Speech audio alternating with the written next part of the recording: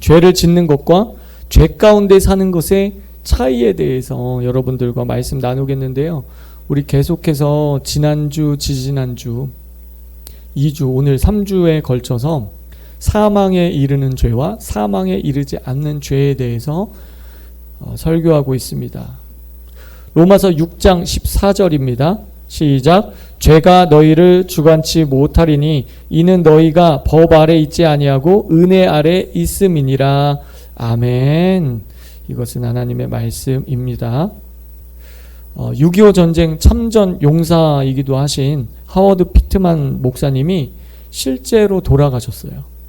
그냥 입신 간증이 아니라 실제로 돌아가셔서 천국과 지옥을 보고 오셨습니다. 의학적으로 완전히 죽어서 영의 세계를 경험을 했습니다. 그런데 하나님의 특별한 섭리와 은혜에 의해서 다시 지상으로 돌아오셨습니다. 이건 아주 특별한 경우예요. 일반적인 경우는 아니에요. 하나님의 뜻 가운데 돌아오셨어요. 목사님의 체험을 여러분들과 함께 나누기를 원합니다. 입신자들은 참된 기독교의 진리를 알기는 하지만 실제 자신이 처한 상황은 모르고 있다. 그들은 사탄 의사가 가르쳐준 가짜약 치료의 효과를 믿기 때문에 믿음대로 살지 않아도 된다고 믿고 있다. 그들의 신앙은 이론적이며 지식적인 머리 종교이다. 이 가짜약 종교는 사람의 영혼을 질식시키며 따라서 부도덕한 행동도 허용한다. 주일날 교회에 가서 나는 주님을 정말 사랑해요 라는 찬양을 부르도록 해준다. 이 가짜약 종교는 이것이 사업이라 어쩔 수 없으며 사업과 종교는 엄연히 다르지 않느냐라며 변명하게 만든다. 이 가짜약 종교는 어떤 부도덕 행위도 묵인해주며 각 교회 신자들 대부분도 그 변명을 늘 받아준다. 현재 기독교 교단들 안에 있는 참 믿음과 거짓 믿음은 거의 똑같은 요소들을 포함하고 있다. 하지만 큰 차이점은 거짓 믿음은 가르쳐질 뿐이고 참된 믿음은 삶으로 나타난다는 것이다. 내가 죽어서 나는 하나님 앞에 서게 되었는데 하나님께서는 내 인생을 가증하다고 책망하셨다. 내가 지금 당신에게 말하려는 것은 왜 그러한 봉사의 인생을 하나님이 가증한 것이라고 부르셨는가에 관해서이다. 하나님은 구원이란 말은 아예 꺼내지도 않으셨고 오로지 내 인생에서 한 행위에 대해서만 언급하셨다. 그분은 나의 삶이 진정한 그리스도인으로서 인정받을 수 없는 삶이라고 하셨다. 그분은 나에게 죽은 행위에 대해서 언급하시며 어떤 이들은 구원받지 못했으면서 구원받은 것으로 생각하고 있다고 하셨다. 나의 소위 봉사의 삶에 대해 하나님은 진노하셨고 그 진노를 경험하는 나의 고통은 말로 설명할 수 없는 것이었다. 그 고통은 상상 범위를 넘어섰고 거대한 암석에 깔리는 듯한 짐으로 내 위에 얹혀졌다. 나는 너무도 놀랐고 그 충격에 정신을 차릴 수가 없었다. 마치 벼락에 맞은 듯이 힘이 바로 빠져버렸다. 하나님께서 말씀을 그치시고 내게 항의할 기회를 주셨다 해도 나는 한 번도 하지 못했을 것이다. 내 마음속에는 계속해서 나의 삶의 잘못을 부인하면서도 나는 내가 그 일을 저지른 것은 사실이라고 인정할 수밖에 없었다. 분명 성경은 다른 어떤 우상도 우리 앞에 두어서는 안 된다고 하신다. 나는 가장 위대한 하나님이 내 삶의 유일한 하나님인 줄 생각했지만 성경에 있는 그대로 하나님과 나 사이에 그 어떤 것이라도 끼어든다면 그것이 우리의 우상이 된다는 경고를 나는 소홀히 여기고 있었던 것이다. 나는 주님의 일에 무관심했기 때문에 이런 일이 일어나도록 방치해 둔 것이다. 변화를 갖기에는 너무 불편했고 결국 진짜로 아무것도 하지 않더라도 예를 들어 주님의 명령대로 매일 내 자신을 부인하고 내 십자가를 지고 주님을 쫓는 것을 소홀히 하면서 그냥 이대로 괜찮을 것이라고 생각했던 것이다. 이러한 이유로 내 인생은 헛된 삶이었고 주님의 눈에는 결국 아무것도 아닌 것이었다. 지금 내가 하는 말을 독자들이 꼭 이해하기를 바란다.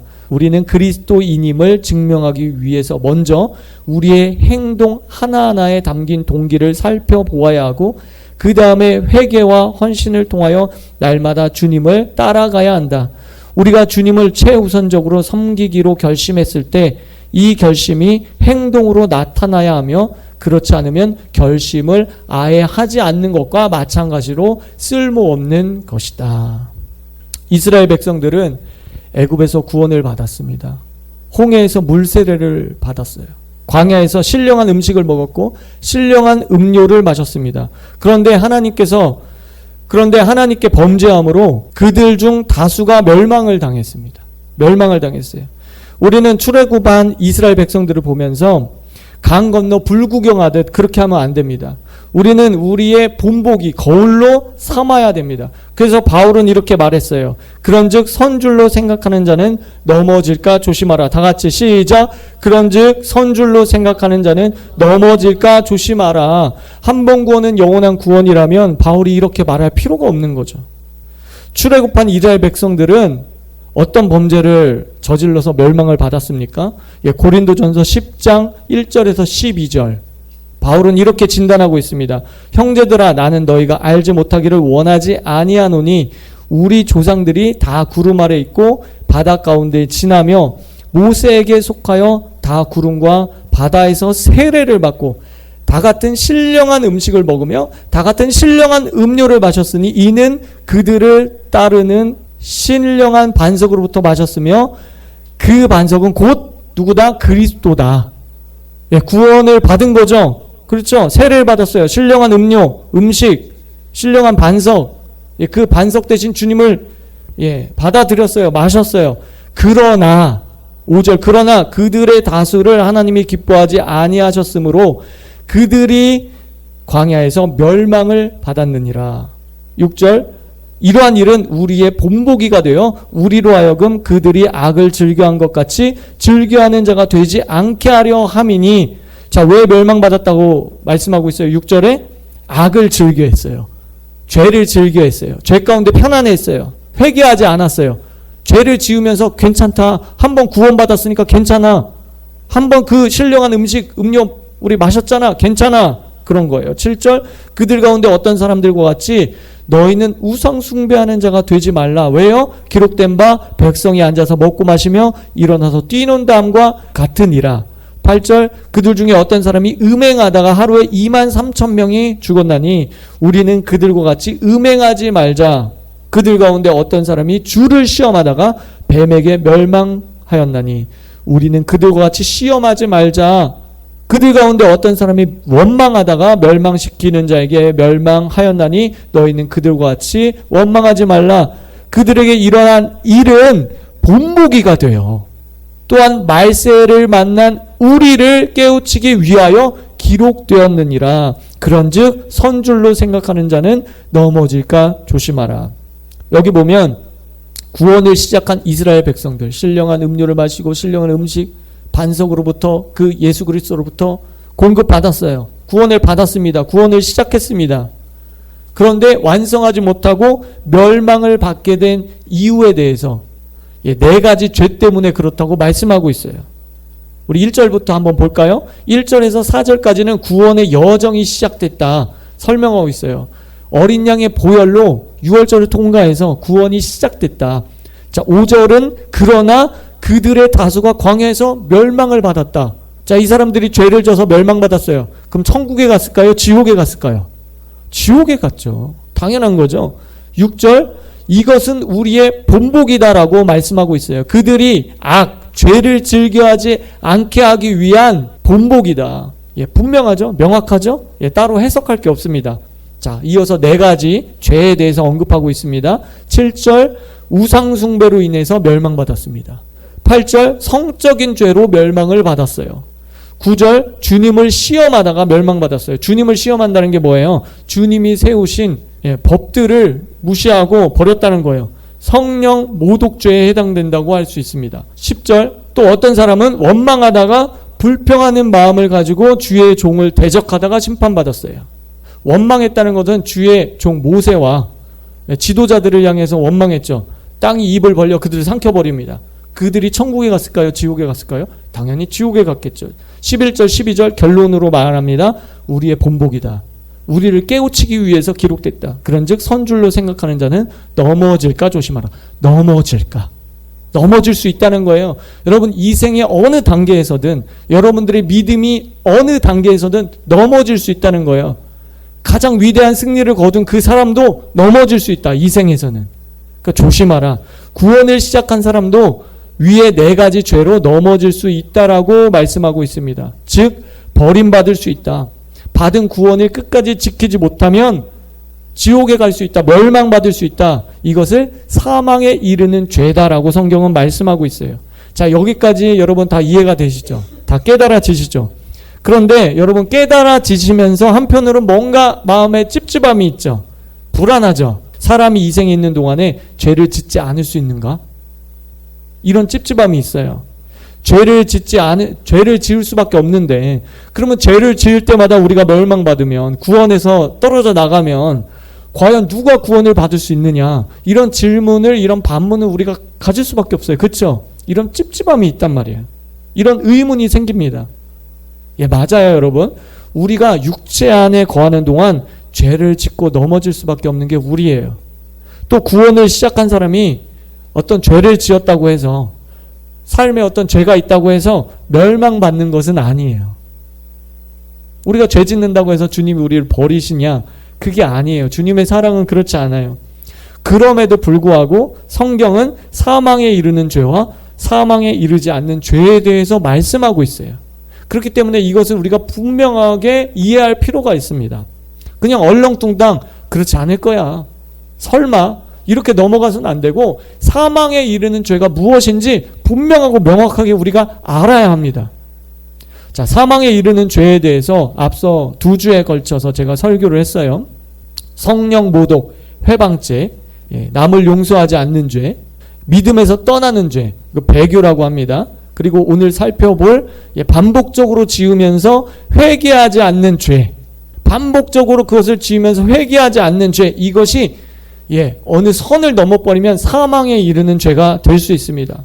반복적으로 짓는 죄, 예수님이 말씀하신 불법을 행하는 죄예요. 불법을 행하는 자들아 내게서 떠나가라 했잖아요. 선지자 노릇했습니다. 귀신을 쫓아냈습니다. 권능을 행했습니다. 그런데 그들 또한 이 생에 있기 때문에 이 생의 어느 단계에서든 넘어질 수 있어요.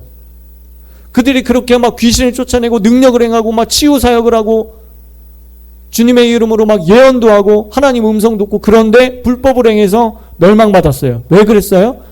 자기의 죄를 처리하지 않았어요. 그 삶 가운데 반복적으로 짓는 죄를 회개하지 않았다는 거예요. 여러분, 이것은 성경이 고의적으로 짓는 죄라고 말씀하고 있어요. 또 다르게 표현하면 죄 가운데 거하는 영혼의 상태를 말합니다. 조금 전에 우리가 던진 그 질문, 사람이 죄를 짓고 순간순간 넘어질 수밖에 없는데 죄를 지을 때마다 멸망받는다면 과연 누가 구원을 받을 수 있습니까? 그것에 대한 답을 이것으로 할 수 있겠습니다.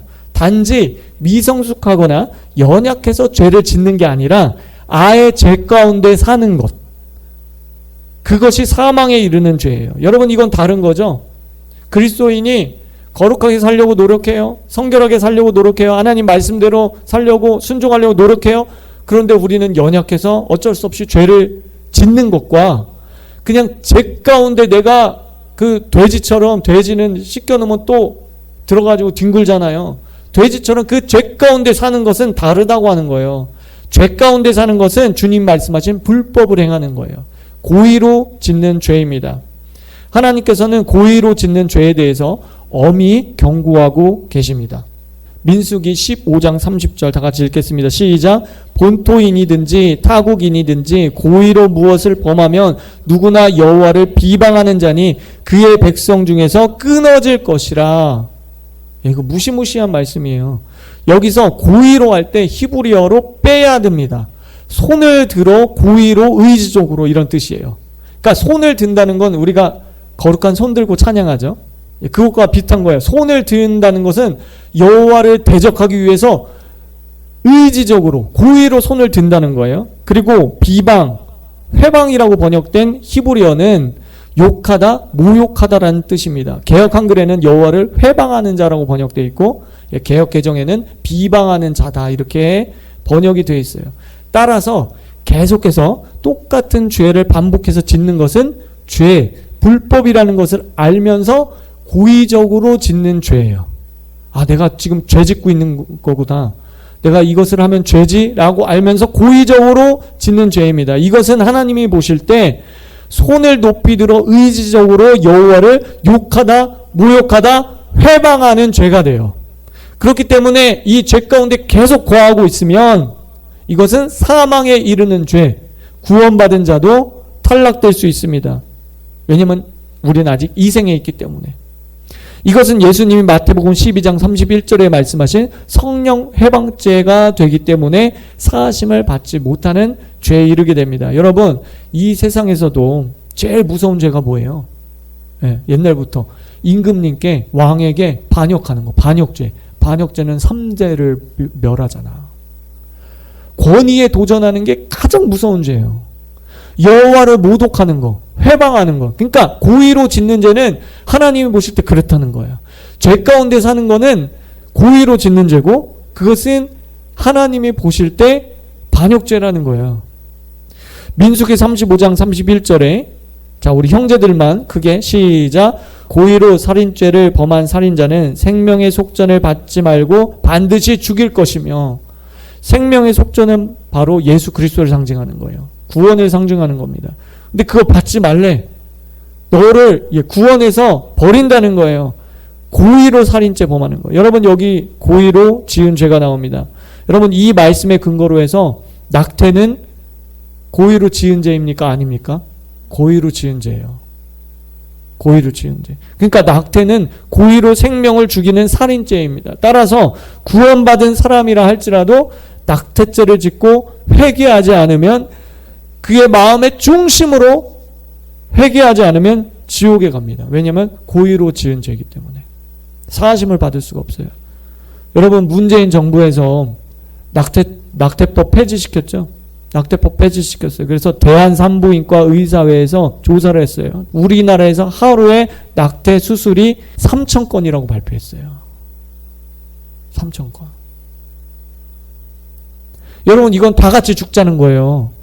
하나님의 말씀에서 금지시키고 있는 것을 고의죄, 그러니까 사망에 이르는 죄를, 그 하지 말라 하는 그 죄를, 그 생명의 속전도 받을 수 없다니까.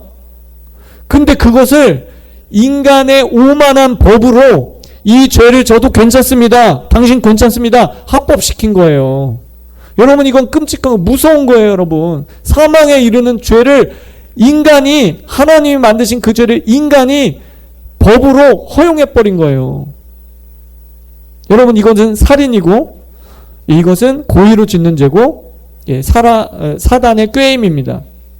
그렇기 때문에 회개하지 않으면 반드시 지옥에 갈 것입니다. 출애굽기 21장 14절에 보면, 사람이 그의 이웃을 고의로 죽였으면 너는 그를 내 제단에서라도 잡아내려 죽일지니라. 와, 예배드리는 그 거룩한 장소, 거기서라도 잡아서 죽일지니라. 고의성이 없이 사람을 실수로 죽이면 도피성, 예수님을 상징하는 거죠. 구원을 상징하는 겁니다. 도피성으로 도망하여 그 생명을 보존할 수 있게 하나님이 은혜를 베푸셨어요. 그래서 우리가 죄를 지으면 예수님께로 도피하면 돼. 그럼 거기서 생명을 유지할 수 있는 거예요. 그런데 고의로 사람을 죽이면 거룩하고 신성한 예배 제단이라 할지라도 잡아 죽일지니라. 하나님은 사랑의 하나님이시지만 동시에 공의의 하나님이라는 사실을 여러분들 꼭 기억하시기 바랍니다. 아멘? 예, 아멘. 그분은 자신이 말씀하신 그 말씀에서 이탈하여서 어떤 것을 행하지 않으세요. 왜냐하면 그분은 공의의 하나님이시기 때문에. 사랑과 공의는 사실은 서로 상충되는 것처럼 보이지만 동전 앞뒷면과 같은 것입니다.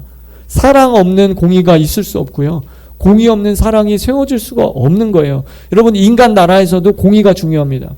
여러분, 대통령과 정치하는 사람들, 위정자들에게 절대 필요한 것이 사랑과 공의잖아요. 사랑, 애국심이 있어야 돼. 국민을 사랑하는 그 마음이 있어야 돼요. 그래야 진정한 대통령이고 정말 참된 정치인들이에요. 또 공의가 있어야 돼. 공의가 무너지면 안 돼요. 도둑놈들이 사람 죽이고 도둑질하는데 다 용서해줘. 사랑으로 다 용서해줘. 그러면 그 국가는 망하는 거예요. 국가는, 한 나라가 온전히 세워지기 위해선 사랑뿐만 아니라 공의가 세워져야 돼요. 법과 제도는 모든 국민들에게 공평하게, 공의롭게, 그래서 배운 자나 못 배운 자나 가난한 자나 부자나 공평하게, 그래야 그 나라가 행복한 나라가 될 수 있어요. 여러분, 마찬가지로 하나님의 나라도, 여러분 인간 나라도 사랑과 공의가 중요하듯이 하나님의 나라는 어떻겠어요? 하나님의 나라는 사랑과 공의가 없으면 무너져요. 그 공의의 하나님이라는 거예요. 여러분, 속으면 안 돼요. 국가가 최우선시해야 될 게 무엇이냐? 복지가 아니에요. 여러분, 복지 하는데 젊은 사람들 거기에 휙 해가지고 뭐 거기에 표 주는데 그러면 안 돼요. 최우선시해야 될 게 공의라니까. 공의, 공평해야 돼요. 배운 자나 못 배운 자나 가진 자나 못 가진 자나 공평하게, 억울하지 않게 해야 되는 거예요. 그 다음에 복지예요. 복지는 그 다음 얘기하는 거예요. 공의가 세워진 다음에 그 위에 복지를 세우는 거지, 무슨 정치가들이 국민들 뭐 엉덩이 사사사사 그거 가지고 우리 복지해 주겠습니다, 복지국가로 갑시다, 그렇게 해서 나한테 대통령 만들 이러는데, 여러분 거기에 다 속으면 안 된다고요. 인간 나라에서도 이렇게 공의가 중요하듯이 하나님의 나라에서도 공의가 중요합니다. 이렇게 계속해서 고의로 죄를 짓게 되면 죄가 나를 주장하는 상태가 돼요.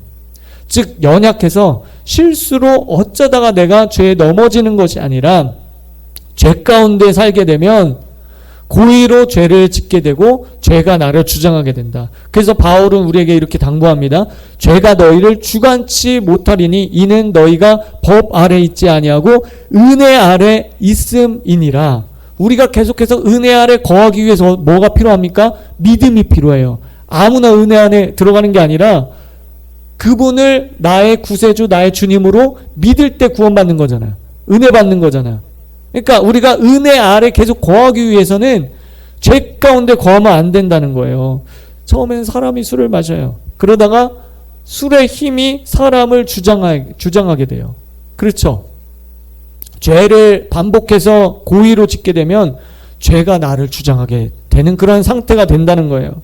그러면 죄를 짓는 자마다 불법을 행하나니 죄는 불법이니라의 단계에 이르게 됩니다.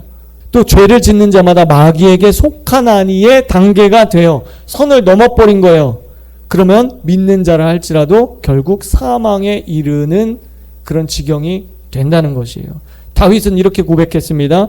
또 주의 종에게 고의로 죄를 짓지 말게 하사 그 죄가, 잘 들으세요, 그 죄가 나를 주장하지 못하게 하소서.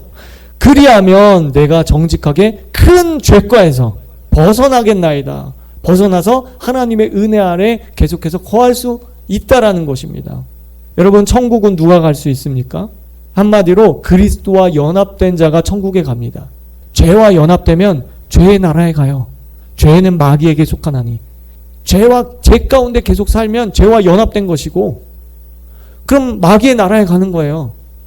은혜 아래 살면 하나님의 법 아래 통치를 받고 행함 있는 믿음으로 나의 구세주, 나의 주님으로 모시고 살면 그리스도와 연합된 거예요. 은혜 아래 계속해서 거하는 거예요. 구원을 시작했지만 계속 두렵고 떨림으로 은혜 안에 거했기 때문에 그는 당연히 하나님의 나라에 갑니다. 간단한 거예요, 여러분. 너무 쉬운 거예요. 단순한 거예요. 어렵게 생각하지 마세요. 은혜 안에 살면 은혜의 나라에 가고, 죄 가운데 살면 마귀의 나라에 가는 거예요. 에스겔 18장은 이것을 잘 말씀해주고 있습니다. 21절부터 읽어볼게요. 그러나 악인이, 죄인이 만일 그가 행한 모든 죄에서 돌이켜 떠나 회개했습니다. 내 모든 율례를 지키고 정의와 공의를 행함 있는 믿음을 가졌어요.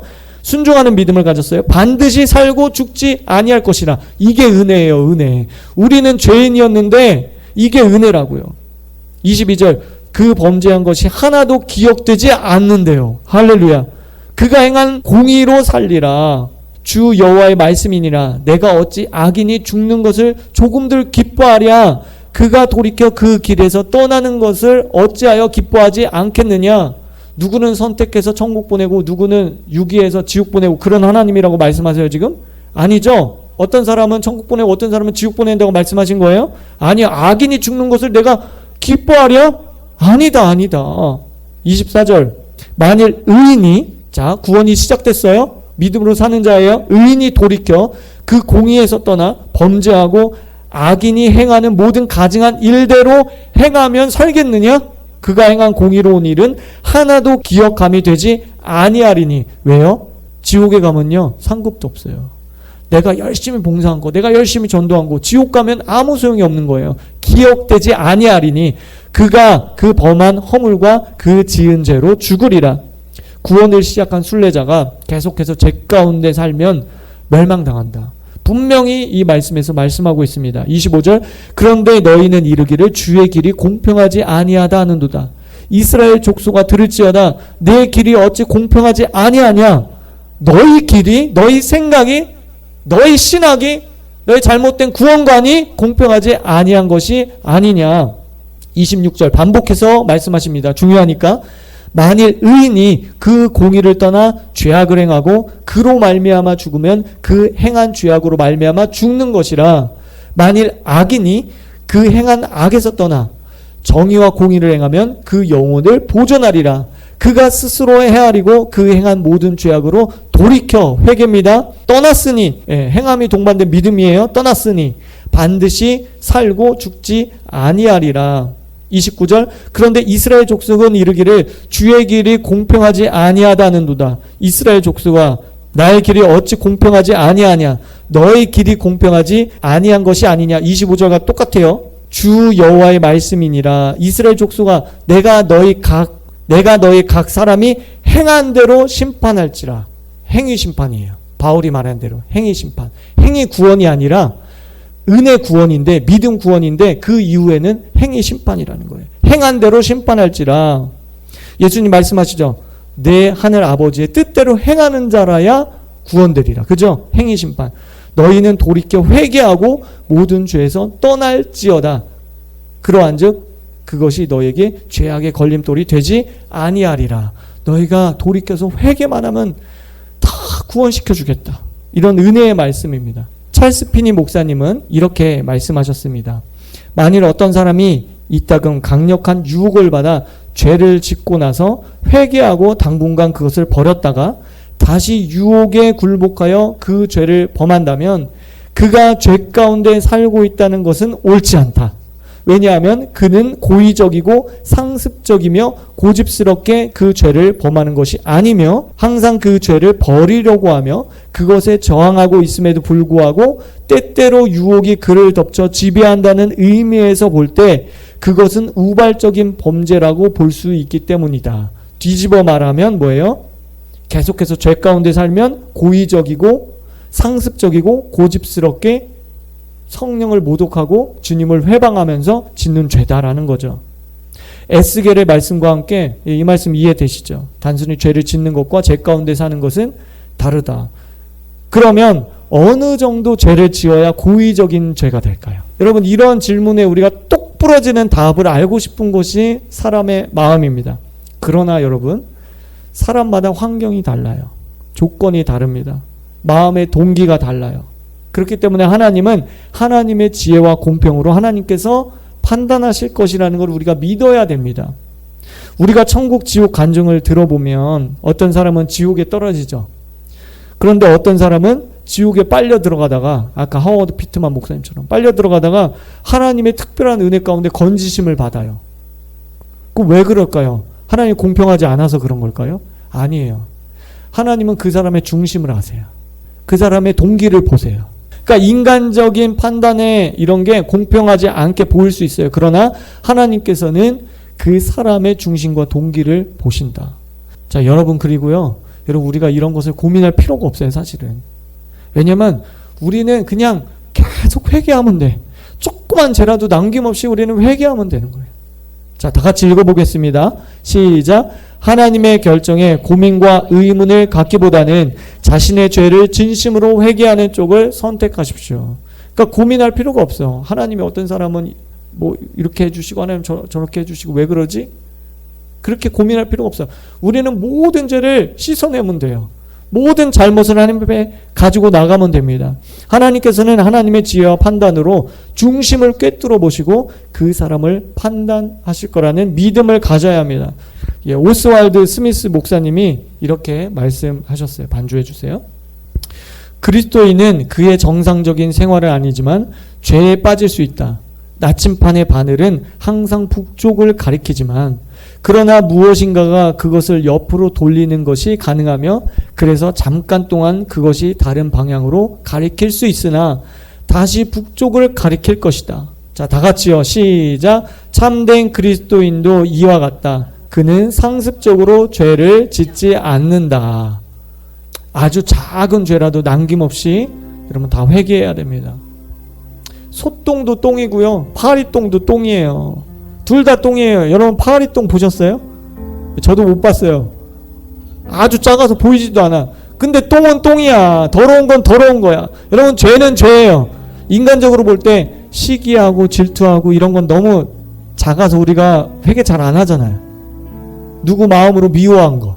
여러분 이렇게 인간적으로 볼 때 그냥 넘어갈 수 있는 작은 죄들. 여러분 그런 죄들도 남김없이 여러분 다 회개해야 됩니다. 예, 결론을 말씀드릴게요. 죄의 싹은 사망입니다. 욕심이 잉태한 즉 죄를 낳고 죄가 장성하면 어느 선을 넘어버리면 사망을 낳게 됩니다. 많은 그리스도인들이 이 구절을 불신자에게만 주신 말씀이라고 생각합니다.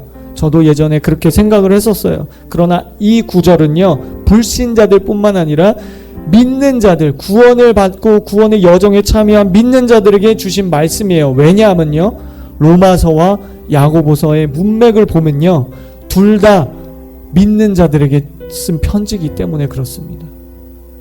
그러면 왜 이런 경고가 믿는 자들에게 주어졌을까요? 사망에 이르는 죄가 믿는 자들을 지옥으로 끌고 가고 있기 때문입니다. 여러분 우리가 지옥 간증 들어보면요, 교회 다니는 사람의 80% 이상이 지옥에 있대잖아. 목사님, 장로님, 권사님, 모태신앙, 교회 다니는 사람의 80% 이상이 지옥에 갔어요. 왜? 잘못된 구원관에 속아서 그래요. 사망에 이르는 죄를 지으면서 회개하지 않고 선을 넘으면서 한 번 구원은 영원한 구원, 안전지대 나는 거하기 때문에 어떻게 살아도 나는 구원받는다, 이런 잘못된 구원관에 사로잡혀 있기 때문에 교회 다니는 사람의 80% 이상이 지옥에 간다니까. 여러분 이거 정말 정신 차려야 되는 거예요. 이거 무서운 거예요. 우리도 바울처럼 죄를 멀리하고 날마다 회개하고 자신을 깨끗게 하고 고의적으로 죄를 짓지 않도록 날마다 십자가 앞에 자기를 부인하고 성령의 충만함을 받고 기름 부으심 안에서 기름 부음을 준비한 슬기로운 다섯처녀처럼, 여러분 다섯처녀는 기름을 준비하지 않아서 버림받았어요. 그것을 꼭 기억하시기를 축복합니다. 이 시간 주여 한번 크게 외치고 여러분들 생각나는 모든 죄를 회개하시기 바랍니다. 다 같이 기도하겠습니다. 주여, 주님, 우리의 온 마음을 다하여 주님을 찬양합니다. 주님을 만나기를 원합니다.